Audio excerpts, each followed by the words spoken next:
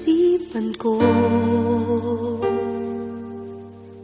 Ikaw ang tawag ng pag-ibig ko. Ikaw ang siyang lahat sa buhay ko.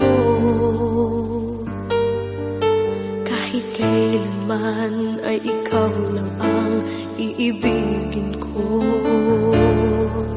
Bakit kailangan pang magkalayo?